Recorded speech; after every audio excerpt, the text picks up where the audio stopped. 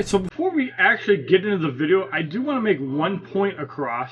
The reason that I'm not making videos for Injustice Gods Among Us is the simple fact that NetherRealm continues to refuse to listen to the community and continues to make updates way too slow in the game. If you look at popular games like Marvel Contest of Champions, Marvel Strike Force, WWE Mayhem, which makes far less money than Injustice Gods Among Us, you can see that they regularly put out updates at least once a month, if not sooner than that.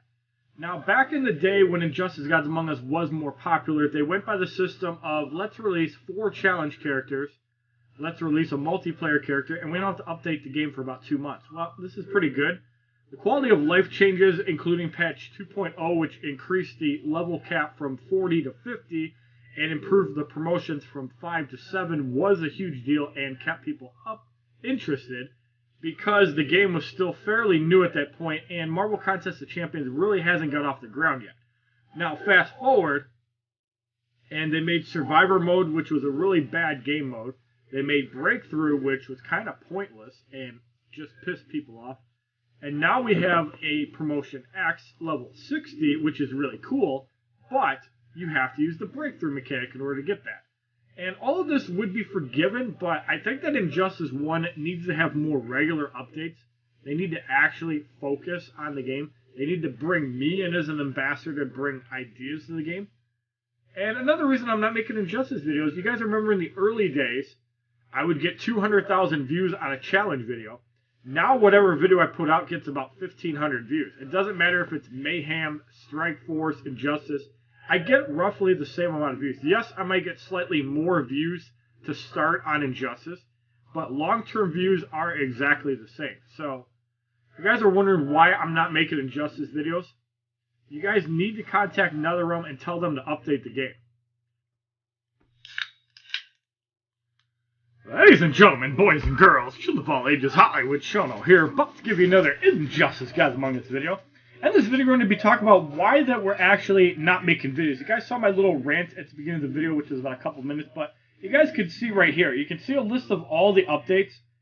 So we had an update about a month ago. We had an update 3 months ago, 5 months ago, 7 months ago, 8 months ago, 9 months ago, 11 months ago, and some of these are just minor upgrades. So in the grand scheme of things, we've had 6 updates roughly in about a year.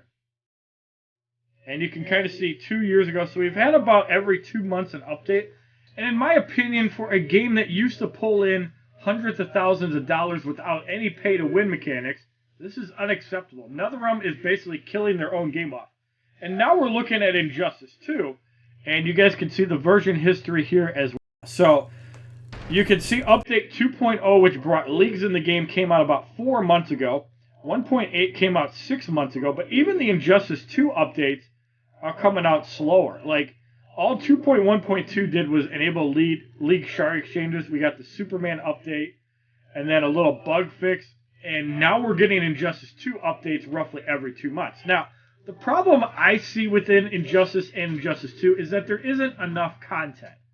Like with Injustice Gods Among Us, the old way, you'd run 4 challenge characters over 21 days, because that's how they did it, and the updates were a little bit more forgiving. So this is obviously 1.5 was for Injustice 2. So if we go into Injustice 1, and you can see the version history all the way back. So it only goes back about 3 years ago, which is before Update 2. So obviously a lot of stuff going on. The biggest update, I think the 2.8 Batman vs. Superman update was the worst update in history, because it basically put the knife into free-to-play players, and luckily they changed it back to the old format where you get the upgrades and you can buy the cards for credits, and then they basically just globally increase the amount of credits you need to get characters to try to get more money out of you guys. The other update that was really good was the worst heroes ever. But yeah, 2.6, 2.8, 2.11 were pretty big updates, and then they kind of revisited things a little bit.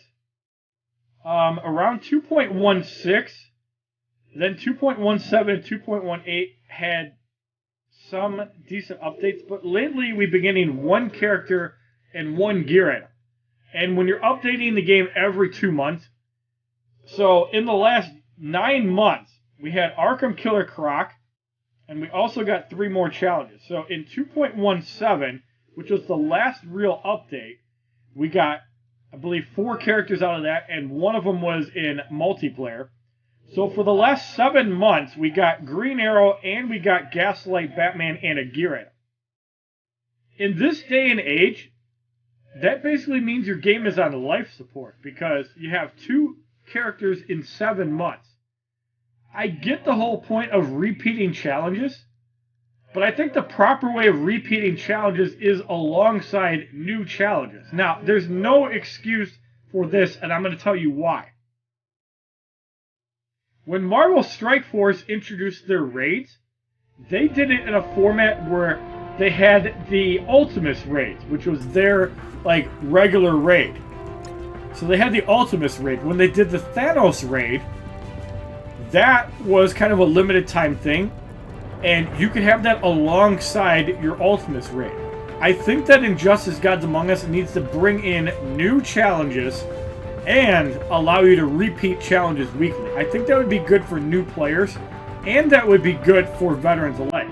Also, furthermore, like I've talked about in the past, if NetherRealm wasn't so fucking lazy, they would actually put challenge in challenges.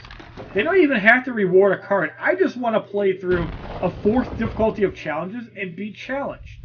Disable dots, and Battle 56 goes from being a joke to actually hard. You guys have to remember that within the game, gear items like Ivastick, LexCorp chestplate, and other gear items, or LexCorp helmet, and the League of Assassins Adept Blade, even the Heart of Darkness, these challenges and gear items basically scale on maximum health. So, for example, we're going to go into Battle 56 really quick, and we're just going to go annihilate it with Arkham Knight Batman, just because we can. So, you can see 194,000 health. So we have Animated Harley Quinn, Killer Frost, and Godfall Superman. And who remembers the Gingold soda use? Obviously, Killer Frost is there for the power dampening. But let's just give you an idea of how cool Injustice Gods Among Us 1 is when they actually do things right regarding gear and just quality of life changes. So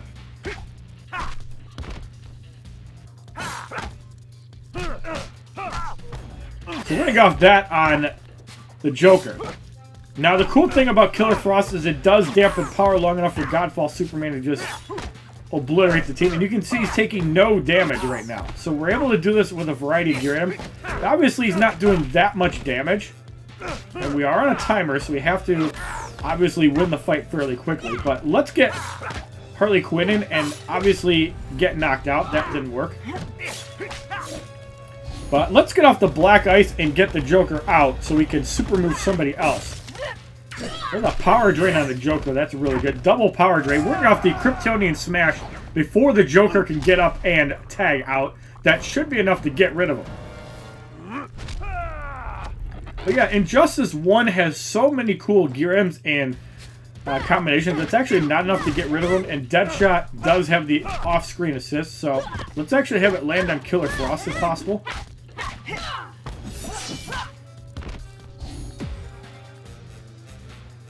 And there's the bomb. That would have been unblockable anyways. That's a lot of damage going out.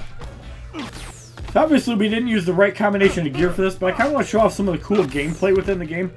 And let's get off the Frozen Delivery. That's going to do a decent chunk of damage to Harley Quinn. Had enough? Because there's just so many cool mechanics about Injustice Gods Among Us. And the one thing that I think they did right, which was great, the energy system. Unlike Injustice 2, which went with the Marvel Contest of Champions route and used global energy, Injustice used it per character. I really think that Injustice 2 should have used the global energy to allow you to continue to use the fight when people are out of energy. It would force people to develop a deeper roster, and it wouldn't punish people. It could even recharge every 12-24 hours and then use global energy, but I really think that the energy system is bad in Injustice 2. Yeah, they want you to pay gems. Yes, you can farm gems through operations, but there's a lot of design changes. I think Injustice 2 is going to need a 3.0 update to save it. Too many people have left the game. Too many people have stopped playing the game, and it's unfortunate. I don't want to stop playing Injustice, But 2 new characters in 7 months? Come on. This is why I don't make Injustice videos except for new content. Now, I did slack and did not get Blackest Night Superman because I just didn't feel like playing it. And there's another Reverse Flash season, which obviously I haven't been doing because the character is not overpowered and it's just not necessary. That might change down the road. And maybe it's partially my fault. Maybe I should dedicate 1 day a week to Injustice. But honestly, it doesn't get me the views it used to do. So unless you guys want to start supporting that, you're going to continue to see mostly Marvel Strike Force, WW Mayhem, and other games on my channel, not Injustice 1. So I urge you guys to like this video and not dislike this video if you guys want to see more Injustice content. Make your voice be heard, and if we get 300 likes, well, maybe I'll make a Survivor run. Have a wonderful day, kids.